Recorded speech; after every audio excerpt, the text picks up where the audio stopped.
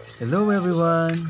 Ngayong araw nga ay panibagong order na naman ng kamoting kahoy. Isinama ko nga itong dalawa kong pamangkin papunta sa taniman ng kamoting kahoy. Nang sa gayon ay maranasan na rin nila ang pagkuha ng kamoting kahoy. Dito nga ay nadaanan namin ng ilang mga naglalabada sa tabi ng ilog. Tuwang-tuwa nga nagkapaunahan ang dalawang magkapatid. Sa kanila ko nga pala pinabitbit ang balding panukat at paglalagyan namin ng kamuting kahoy. Pagkarating nga namin doon ay agad na nakapagpilang bubunutin ang isang ito. Kaso nga lang ay hindi niya kayang bunutin kaya naman nagpatulong siya sa akin. E paano naman pagkaliit-liit niya tapos pagkalaki-laki ng pinili. Tinulungan ko nga siya sa pagbubunot nang matapos na kami kaagad. Nagpatuloy nga kami sa pagbubunot at ito ang mga sumunod na nangyari. This is T-Bird. Wow! Dali, sige. Yo. Sige, pinta. Ay, puro tol. Bakit ko maputol pa yun?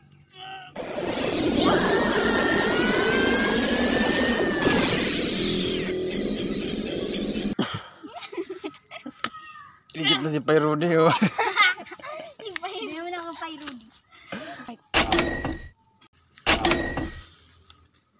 At nang matapos na nga kami sa aming pakay ay umuwi na kami ng bahay.